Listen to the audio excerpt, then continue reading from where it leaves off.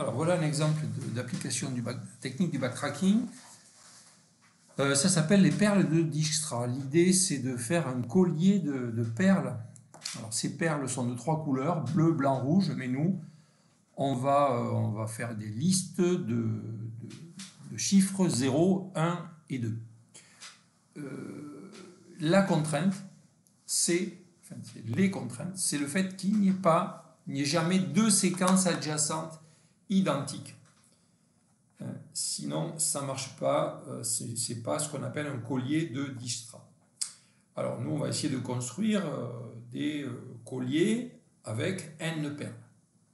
Alors, on voudrait écrire une fonction qui, on lui donne n, le nombre de perles, et ça nous affiche la liste de toutes les possibilités qui satisfont les contraintes.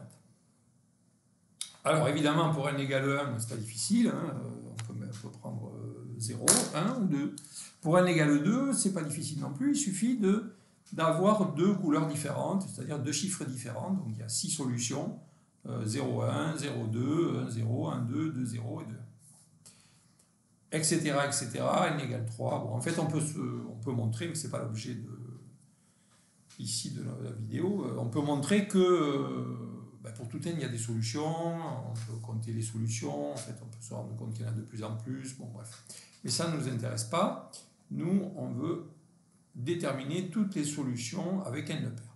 Alors, juste pour bien comprendre comment ça marche, si je prends ici l'exemple 1, là, avec 1, 0, 1, 2, 0, 1, 2, 1, eh bien ça ne marche pas parce que vous voyez qu'on a la séquence 0, 1, 2 qui se retrouve comme ça à côté. Adjacent, ça veut dire à côté. 0, 1, 2, 0, 1, 2 à côté. Donc non. Par contre, si on regarde l'autre à côté, 0, 1, 0, 2, 0, 1, 2, 0, on peut voir que 2 par 2, c'est-à-dire les chiffres à côté 0 et 1, donc c'est pas le même. À côté, j'ai 0, donc c'est pas le même non plus. Bon, voilà, on a des chiffres différents. Donc, il n'y a pas de séquence de longueur 1 adjacente et identique.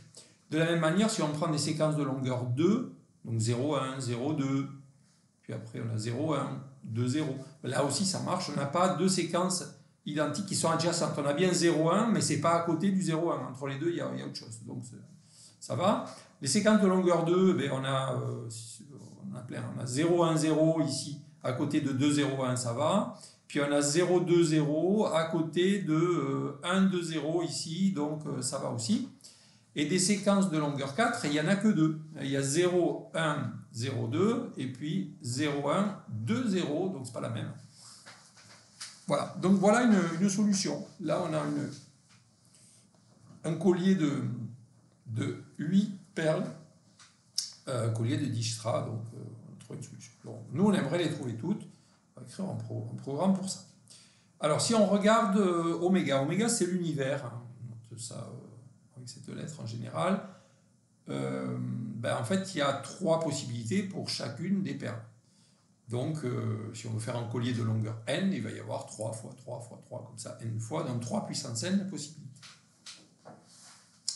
Bon, alors ça veut dire que si on fait un programme de force brute, on va générer nos 3 exposants n colliers, puis on va regarder si dans chacun des cas, on a bien une satisfaction des contraintes. Vous voyez que ça fait un programme de complexité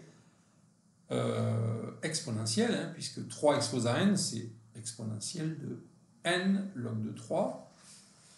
Le n est un exposant, hein, donc c'est bien une exponentielle, donc c'est pas très bon. Pour visualiser ce qui se passe, on va commencer à dessiner l'arbre. Alors, pour simplifier un peu, on va utiliser le fait que en fait, les 3 couleurs, les 3 chiffres jouent le même rôle, jouent des rôles symétriques. Donc, on va pouvoir faire des permutations circulaires. Si dans la solution que j'ai trouvée là-haut, si je remplace 0 par 1, 1 par 2 et 2 par 0, je vais avoir une autre solution. Donc, pour l'arbre, on va dire qu'on commence toujours par la perle, la couleur 0, puisque après ça serait une symétrie près, ça serait pareil. Donc si je commence par 0, ça veut dire que la suite, ça va être soit 0, soit 1, soit 2.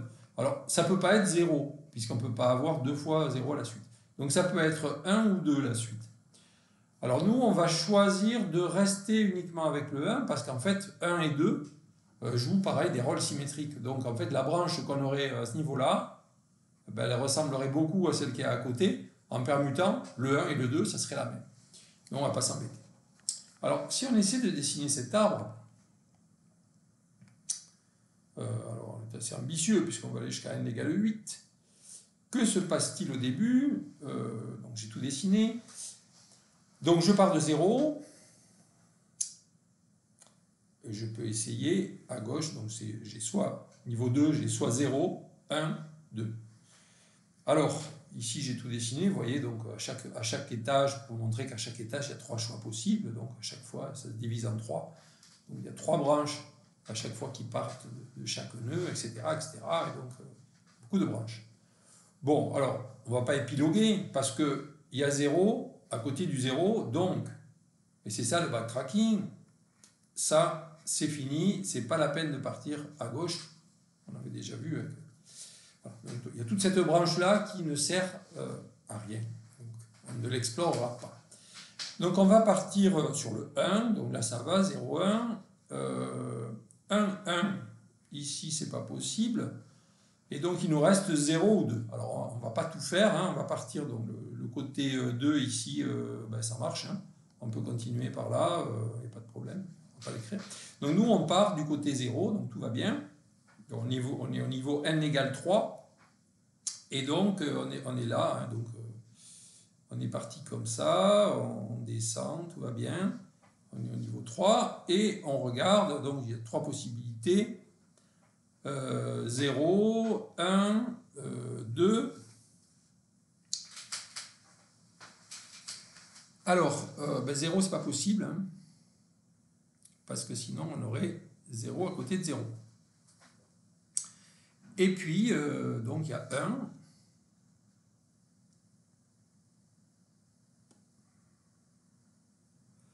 Voilà, donc bien comme ça. Donc n égale 4, on est descendu ici. On est descendu là, mais en fait, non, il y a un problème ici, il y a effectivement un problème. Que se passe-t-il? Je ne peux pas aller là, hein. C'est pas possible. Je ne peux pas aller là parce que sinon je répète la séquence 0,1. J'aurai 0,1, 0,1, donc c'est pas possible. Donc effectivement, je suis obligé d'aller comme ça au numéro 2. Ensuite, eh ben, j'ai plusieurs possibilités, hein. Soit je vais à 0, soit je vais à 1, soit je vais à 2, mais je sais que je ne peux pas avoir 2 à la suite. Bon, bref. Donc on va partir ici avec 0. On continue avec 0, on est au niveau 5. Bon, niveau 6, 0 ici, c'est pas possible. Le 1, a priori, il n'y a pas de problème. Donc, je peux descendre ici. Bon, en fait, je me rends compte que... Bon, descendons sur le 1, puisqu'on peut y aller. Que se passe-t-il? On arrive à notre dernier niveau. On commence à se rapprocher. 0. Donc je descends ici. 0. Est-ce que tout va bien? Ben oui, tout va bien pour l'instant. J'ai pas de 1, 0, de 0, 1, 0. Ça va. Niveau 8. Ça, c'est pas possible. Sinon, j'aurais 2 fois 0. Le 1, c'est pas possible non plus, parce que sinon, j'aurais 0, 1, 0, 1. Et enfin...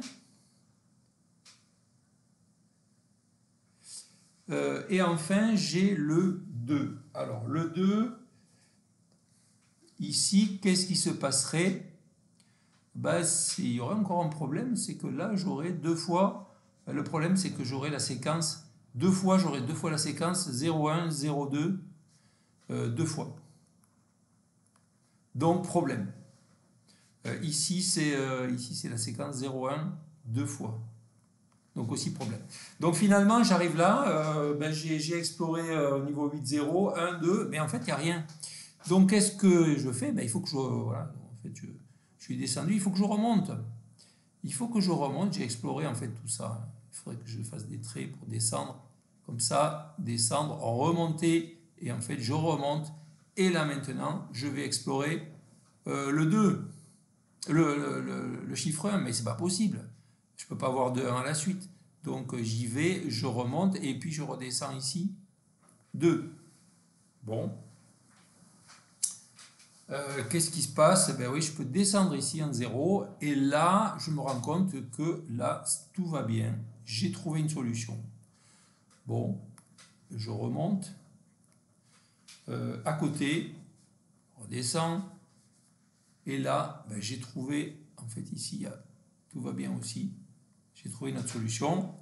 Et puis, je me rends compte qu'à côté, c'est fini parce qu'on a 2 à la suite. Donc ça ne marche pas. Donc là, j'ai trouvé 2 solutions. Alors, ces solutions, je vais essayer de les écrire.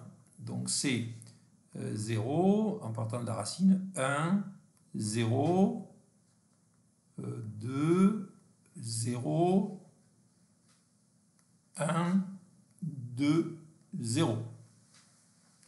Et l'autre, ici, c'est un peu pareil, sauf la fin. 0, 1, 0, 2, 0, 1, 2, 1. Donc voilà deux solutions pour n égale 8. Bon, qu'est-ce qu'il faudrait faire après? Ben, on est là, donc on est remonté, on est descendu, on n'a rien trouvé. Et là, regardez, ben, en fait, hein, c'est le backtracking qui est à l'œuvre. Hein. Bon, c'est-à-dire qu'on remonte.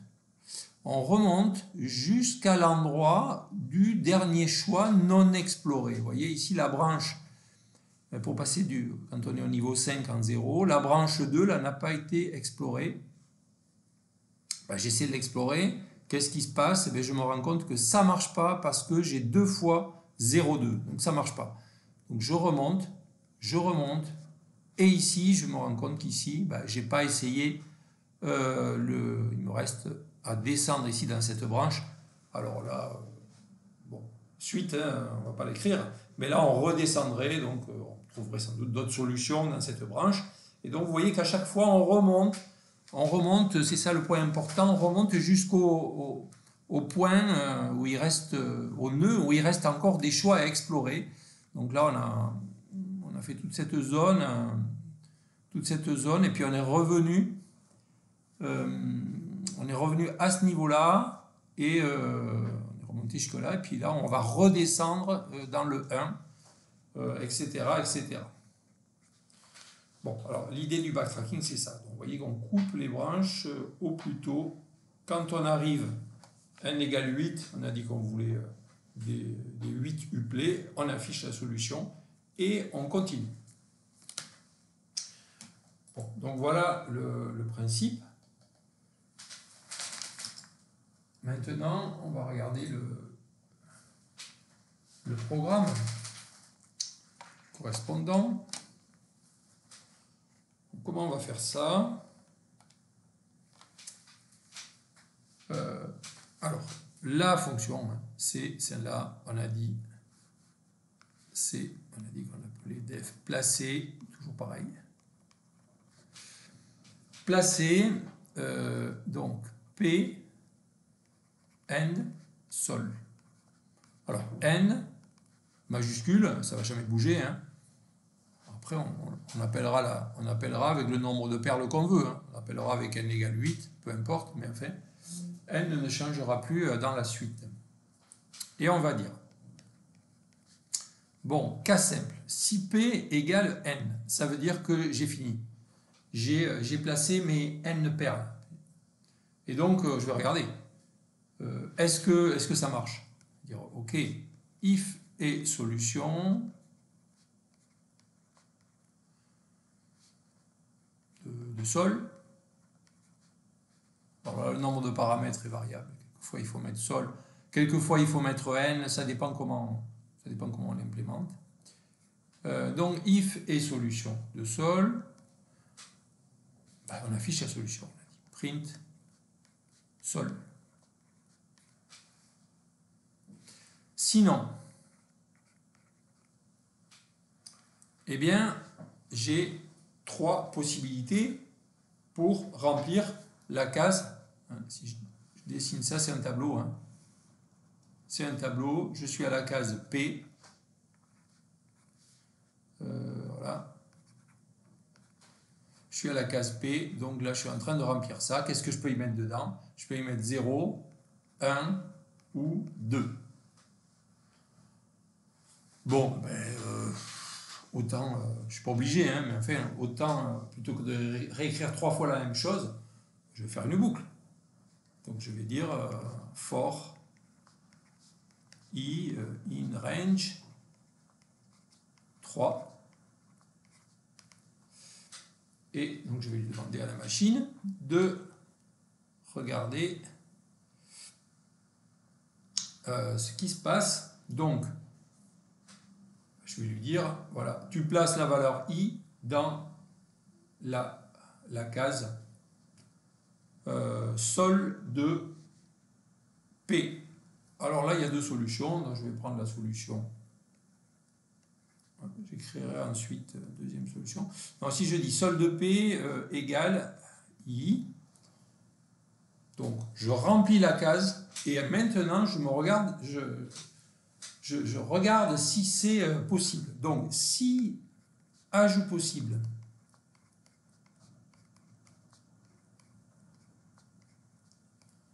de P and sol, c'est-à-dire que est-ce que le fait d'avoir mis i dans la case P, est-ce que c'est cohérent avec les perles qui avaient déjà été placées au début de mon collier? C'est ça que va faire cette fonction. Bon, si c'est possible, je continue à remplir et donc je rappelle placer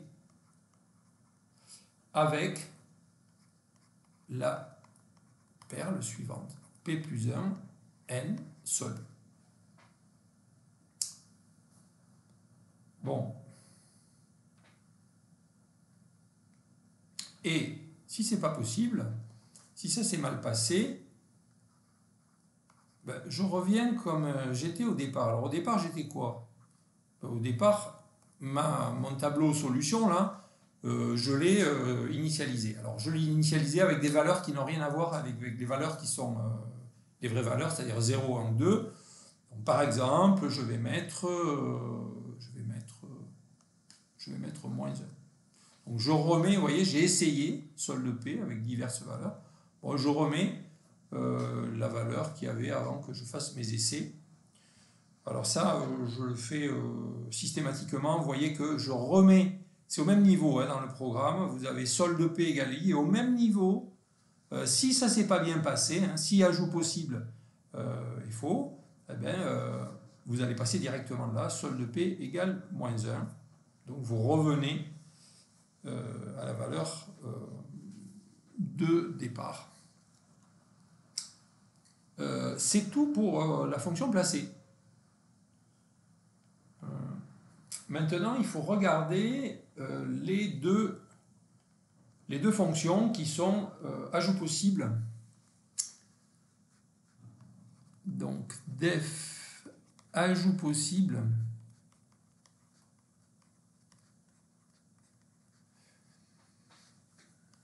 P, N, sol. Alors, c'est le plus délicat ici, même si c'est pas trop délicat. En tout cas, ça s'écrit rapidement, mais c'est pas si facile à faire. En fait, que fait cette fonction? Cette fonction, elle est censée vérifier que ce que j'ai placé dans la case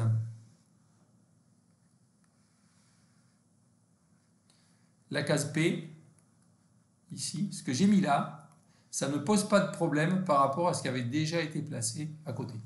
Donc, qu'est-ce qu'il faut que je regarde? Il faut que je regarde plein de choses. Il faut que je regarde si ces deux trucs-là sont bien différents. Ensuite, il faut que je regarde, parce que c'est là que je regarde toutes les séquences dans lesquelles la case P intervient. Donc ensuite, il y aurait une séquence de longueur 2. Il faudrait que je regarde qu'à côté, il n'y a pas la même. Puis, il faudrait que je regarde séquence de longueur 3 pour vérifier qu'à côté, il n'y a pas la même. Etc., etc. La plus longue séquence, à un moment, ça va être la séquence qui coupe en gros en deux. Et là aussi, il faut que je regarde que c'est pas les mêmes. C'est pas les mêmes. Alors ça se fait bien en Python, parce qu'on peut utiliser les slices et puis on peut utiliser les égalités de slice. Bon, alors il y a plusieurs façons de l'écrire, on peut le faire comme ça. Je vous écris la solution, c'est une boucle while. C'est des fonctions qu'on a déjà écrites à peu près. Donc, ben, il y a deux façons de sortir. Hein. Soit on sort de la boucle parce qu'il y a eu un problème, soit parce qu'on a fini de tester toutes les possibilités. Donc si on regarde, eh bien, la longueur des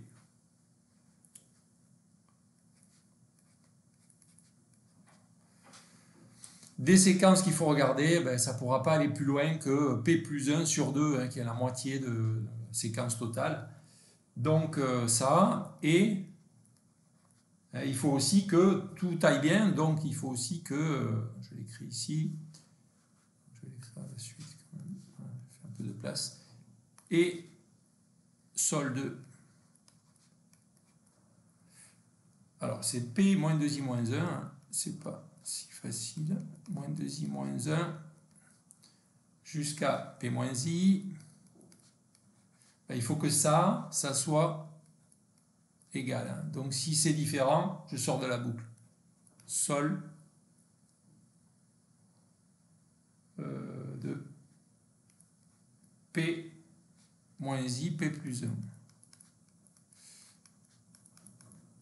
Voilà, c'est bien ça. Donc je sors de la boucle. Effectivement, si les séquences sont égales, hein, je ne veux pas deux séquences égales. Donc tant que c'est différent, tout va bien, je continue. Donc je continue, c'est pas compliqué, hein, c'est I égale I plus 1. Et puis ben, le résultat, c'est return. Ben, je renvoie, si tout s'est bien passé, c'est que je suis sorti avec I qui est égal à P plus 1 sur 2. Ça veut dire que j'ai été au bout de mes vérifications. Alors vous voyez, ça marche bien parce qu'on a accès au slice. Bah, l'égalité de deux slices, en Python, ça se teste comme ça facilement. Donc la fonction ajout possible, c'est ça. La fonction et solution, alors vous verrez, c'est pas toujours le cas, mais quelquefois oui. Donc et solution de sol, ben, c'est pas compliqué. Ici, en fait, ce sera toujours vrai. Pourquoi? Mais parce qu'en fait, dans ce problème, ce n'est pas le cas dans tous les problèmes, on a pu tester, puisqu'on a testé la validité à chaque fois qu'on remplissait, qu'on rajoutait une perle. Donc en fait, on a testé de proche en proche la validité de tout, du fait qu'il n'y ait pas de deux séquences identiques adjacentes. Donc quand on arrive au cas simple qui est P égale N, ça veut dire, parce que là on a N moins 1, donc quand on arrive à P égale N, ça veut dire que c'est fini, ben, ça veut dire qu'on a déjà testé ben, toutes les cases, grâce à ajout possible, on a testé que tout allait bien. Donc c'est pas la peine de recommencer ici. Donc voilà, dans le problème des paires de Dijkstra, tout se passe bien. Vous verrez qu'il y a d'autres problèmes où les solutions, on n'y coupe pas, on est bien obligé de le tester. Cela étant, ben, c'est fini, hein. Il suffit donc à ce niveau-là d'appliquer, d'appeler de créer et d'appeler. Donc si par exemple je dis n égale 8, je dis sol, ben, je vais dire que c'est égal à...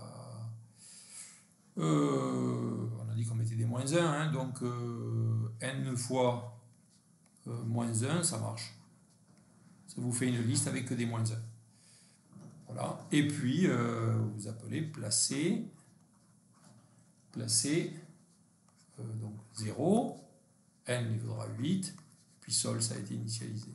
Donc, faites ça, et automatiquement, eh bien, vous avez l'affichage des solutions qui apparaît sans problème.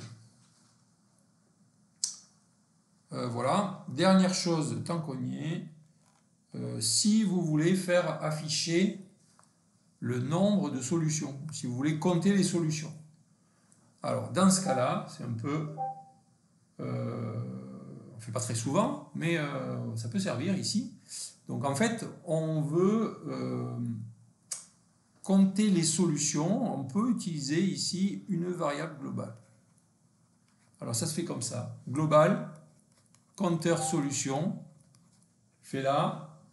Quand je trouve une solution, j'incrémente ce compteur de solution.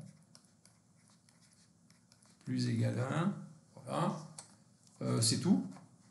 Et puis à la fin, ben, je fais afficher mon compteur de solution. Alors, il faut quand même que je l'ai mis à... Il faut que je les mette à 0 avant de commencer. Donc là, je mets compteur sol égale 0. Et puis ensuite, une fois que c'est terminé, je peux faire print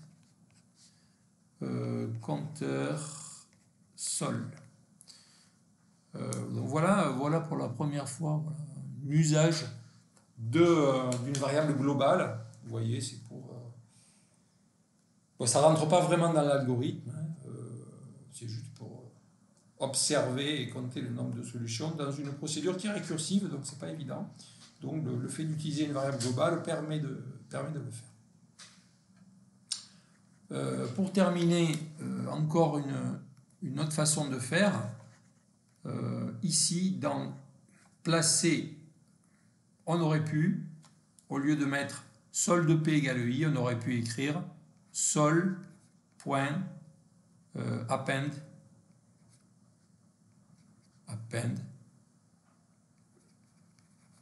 Alors, on va essayer de l'écrire quand même. Sol.append de I. Par contre, ici, on aurait fait sol.pop. C'est-à-dire qu'on enlève, on enlève la case qu'on a créée. Donc c'est ça ou ça, ça ou ça. Si on fait comme ça, on ne va pas initialiser pareil ici. Donc ça va être ici, on va écrire sol égale une liste vide qu'on fait grossir au fur et à mesure. Donc deux possibilités à votre choix.